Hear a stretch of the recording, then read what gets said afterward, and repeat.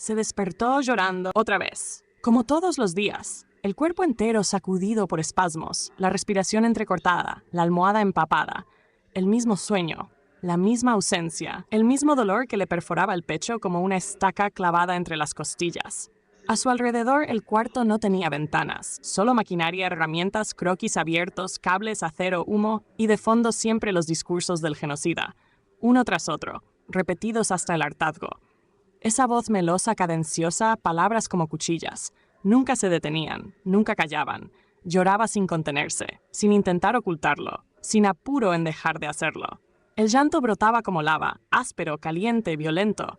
No le importaba si alguien lo oía, ya no existía nadie, solo él, el dolor y el genocida. A veces después de llorar pensaba en terminar con todo, en apagarse, pero siempre se detenía en el mismo pensamiento. Si me muero, él gana. Entonces volvía al banco de trabajo, con los ojos hinchados, con las manos sucias, con el alma hecha trizas. Había nacido entre los tic-tac. Hijo de un relojero, su infancia había transcurrido entre engranajes y péndulos. Desde chico aprendió que el tiempo no era un misterio, era un sistema, una arquitectura precisa, una máquina. Y ahora más que nunca entendía lo que significaba ese deseo infantil que de grande se volvió oración, que el reloj no marque las horas. Porque cada hora que pasaba era una condena. Cada segundo una punzada. No quedaba otra opción. El genocida debía morir, y la máquina estaba cada día más cerca de estar lista. El día que activó por primera vez el núcleo de energía, no lloró. Tampoco rió. No porque el dolor hubiera cesado, sino porque se había transmutado en otra cosa. Un impulso, una misión, matar al genocida. Desde ese momento sus días pasaron a dividirse entre cálculos imposibles y recuerdos involuntarios. Mientras soldaba, recordaba esa mirada. Mientras ajustaba la compresión del flujo cuántico, su mente volvía a esa risa que ya no estaba. Cada pieza nueva era también una forma de contener el grito. El dolor seguía intacto, pero algo más lo empujaba a seguir, la venganza. Quizás por justicia, quizás por gloria, pero sin dudas, por necesidad biológica, por una urgencia psíquica que no le permitía hacer otra cosa. Matar al genocida. Porque no podía vivir sabiendo que el origen del daño aún existía en el pasado. En una de las pruebas, una desestabilización térmica lo hizo volar y quebrarse un hueso. Fue atendido por camaradas médicos de su época militar. Lo reconstruyeron y volvió al taller, sin una palabra, sin una queja. En otro intento, la máquina simplemente se deshizo frente a sus ojos, como si el tiempo mismo se negara a obedecerlo. No desistió. Cada vez que la estructura fallaba, algo en su interior se afilaba. Casi no dormía, casi no hablaba. Solo escuchaba una y otra vez los discursos del genocida. Esa voz cargada de emoción que perforaba su sistema nervioso con cada sílaba. En sus momentos más duros, repetía una frase casi como un mantra. Que el reloj no marque las horas. Que el reloj no marque las horas. Era su único deseo real. Y al mismo tiempo, su condena. Porque si lograba llegar al pasado, podría eliminar al que aún no lo era, al que todavía no se había convertido en el genocida. Y entonces, quizás, hacer justicia. Y recuperar todo lo que ya había perdido. Pasaron 2 años. 736 días y noches, casi sin dormir más de 2 horas seguidas. 2 años en los que el dolor no se calmó, solo se transformó en método. Comía lo que tenía a mano, bebía directo del grifo. El resto era trabajo. Trabajo obsesivo, trabajo como grito silencioso. La máquina comenzó a responder, primero con pequeños parpadeos de energía en el núcleo, luego con pulsos estables de compresión gravitacional. Ensayó los primeros viajes, no con humanos, no todavía. Usó lo que tenía a mano, una paloma, un conejo, un gato. Todos fueron enviados en el tiempo, todos desaparecieron en el presente, todos volvieron en el futuro. Ninguno presentaba alteraciones visibles, ni en la piel, ni en el sistema nervioso, ni siquiera en el comportamiento. Durante las pruebas, una frase se repetía una y otra vez. Traslado exitoso. Tiempo de salto, 7 segundos al futuro. Integridad biológica, 100%. Eso era todo lo que necesitaba. No una epifanía, no un milagro. Una confirmación objetiva de que el tiempo finalmente podía obedecer. 2 años. 2 años sufriendo. 2 años ensamblando el único instrumento capaz de llevarlo a destruir al que aún no lo era, pero que, en su tiempo presente, ya había causado el dolor más profundo de la existencia humana. Un día, cuando la máquina ya estaba lista, viajó. Programó la fecha, la hora, el lugar y viajó. Supo que era el lugar.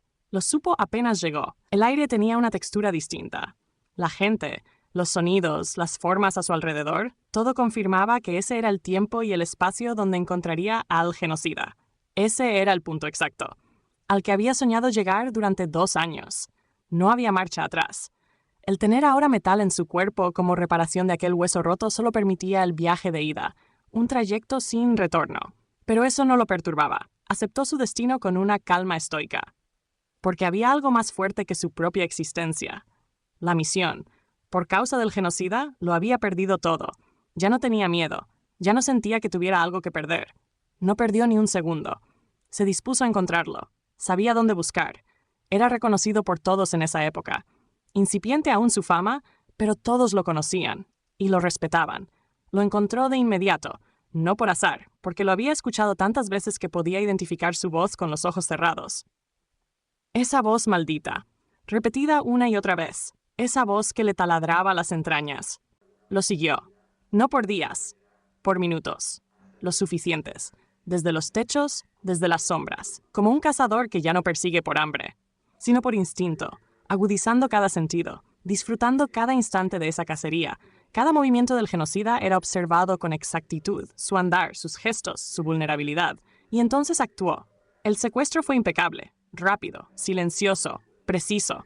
Su entrenamiento militar lo había preparado de sobra para cumplir esa misión. Él era una máquina, precisa, fría, letal, tanto como la que lo había traído. Y la siguiente imagen ya era otra, un cuarto sombrío, frío, de paredes descascaradas. El silencio apenas cortado por respiraciones agitadas. Angustia, miedo, miedo real, miedo animal. En el centro una silla metálica. El genocida, atado, de pies y manos, ojos vendados, gruñía, temblaba. Era una bestia reducida, un monstruo ahora hecho carne blanda. El viajero del tiempo lo observaba casi sin pestañear. Ya no era una sombra, ni una voz lejana. Ahora esa bestia era suya y de nadie más. El viajero empezó a cantar. Reloj, no marques las horas, porque voy a enloquecer. Su voz ya venía rota, pero ahí se quebró. Ella es la estrella que alumbra mi ser. Yo sin su amor no soy nada. Y no se detuvo, verso tras verso, bolero tras bolero, durante horas, muchas, demasiadas. Se las sabía todas y se las cantó, una y otra vez, con dolor, con rabia, con desesperación. Es la historia de un amor como no hay otro igual, que le dio luz a mi vida, apagándola después. Solamente una vez se entrega el alma. No sé tú, pero yo no dejo de pensar. Ni un minuto me logro despojar de tus besos, tus abrazos. No existe momento del día en que pueda apartarme de ti. El mundo parece distinto cuando no estás junto a mí. Su voz se fue desgastando de a poco, hasta volverse un hilo, un susurro, una exhalación de carne herida. Y con lo último que le quedaba, le habló. Le quitó la venda y le dijo todo, con el alma desnuda, con el corazón a la intemperie. Le explicó que lo que iba a hacer era macabro, perverso, cruel, que meter esas ideas en la cabeza de las personas, esas frases dulces, esas melodías perfectamente diseñadas para entrar en la psiquis humana, había sido sembrar una forma de sufrimiento más profunda que cualquier guerra. Le dijo que no lo odiaba. No lo odiaba por haber programado a millones de personas inocentes para sentir eso que él había descrito. Le dijo que estaba convencido de que verdaderamente no sabía lo que generaría, que esas canciones, esos discursos, habían condicionado la manera en que los humanos concebían el amor, y que eso no era arte, era terrorismo emocional. El genocida no gritó, no insultó, lloró. Dijo que nunca lo había pensado así, que creyó que hablaba del amor, de lo bello, de lo noble, pero que ahora lo veía, ahora lo entendía, y pidió perdón, un perdón auténtico, abierto, doloroso. No lo mató físicamente, mató al que hubiera sido. Y con eso, bastó. Desde ese día, nunca más compuso ni interpretó una sola de esas canciones, y se encargó de borrar todos los registros de las ya existentes.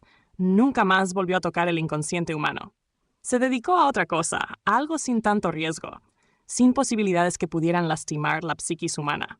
El viajero jamás volvió a su tiempo. Pero no le importó. El objetivo estaba cumplido. Su necesidad de hacer algo por el dolor que sentía y su amor altruista por el mundo, por los millones que como él habían sufrido en silencio, era suficiente, porque el genocida del corazón había sido desactivado. Y aunque él ya no existiera en su tiempo, sabía que en el futuro, miles de millones de corazones ya no se romperían.